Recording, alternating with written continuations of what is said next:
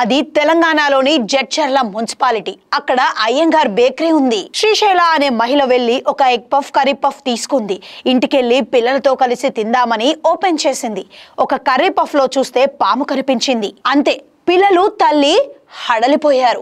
అయ్య బాబోయ్ అని ఎగిరి గంతేశారు. హైదరాబాద్ లోని సికింద్రాబాద్ రైల్వే స్టేషన్ లో ప్రముఖ ఆల్ఫా హోటల్. తరతరాలుగా ఈ హోటల్ కి ఎంతో పేరుంది. సడన్ గా ఒక రోజు ఫుడ్ సేఫ్టీ అధికారులు అక్కడకు వెళ్లి పరిశీలించగా అక్కడ కిచెన్ లోపల ఉన్న వంట సామాను అపరిశుభ్రమైన వాతావరణం చూసి హడలిపోయారు. నిలువ ఉన్న మటన్ తో కర్రీ చేసి దానిని ఫ్రిడ్జ్ లో పెట్టి అమ్మేస్తున్నారు. ఆల్ఫా టీకి ఎంతో పేరుంది. ఆ టీ కూడా దారుణంగా చేస్తున్నారని గ్రహించారు.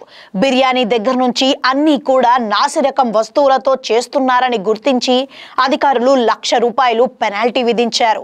హోటల్ సీజ్ చేశారు. కాకినాడ నగరం నడిబొట్టున ఉన్న బార్ అండ్ రెస్టారెంట్ డిమ్ లైట్లు వేసి కుక్క పిల్లి మాంసం పెడుతున్నారని తెలిసి జనం హడలిపోయారు. ఫుడ్ సేఫ్టీ అధికారులు దాడి చేసి దానిని సీజ్ చేశారు. ముందు బార్ అండ్ రెస్టారెంట్లలో ఆ డిమ్ లైట్ కల్చర్ మాన్పించాలని మందుబాబులు కోరుతున్నారు. ఎందుకంటే తాగడం మొదలైన తర్వాత ఆ మత్తులో పడి ఏం తినేస్తున్నామో తెలియడం లేదని లబోదిమోమంటున్నారు. ఏదైనా ఫుడ్డే కదా. బార్ అండ్ రెస్టారెంట్ కి ఒక న్యాయం, ఇతర రెస్టారెంట్లకి ఇంకో న్యాయం ఉండకూడదు అని అన్ని చోట్ల ఫుడ్ అండ్ సేఫ్టీ అధికారులు దాడులు చేయాలని డిమాండ్ చేస్తున్నారు. ఇదే కాకినాడ నగరంలో మరో ప్రముఖ పేరున్న నాన్ వెజిటేరియన్ రెస్టారెంట్ లో నిలువ ఉన్న కుళ్ళిపోయిన మాంసంతో బిర్యానీ చేస్తున్న విషయం వెలుగులోకి వచ్చింది.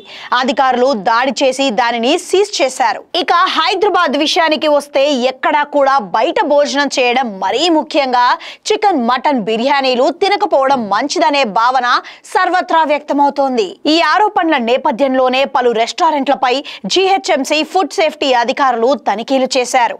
అపరిశుభ్రంగా ఉన్న పలు రెస్టారెంట్లపై చర్యలు తీసుకున్నారు.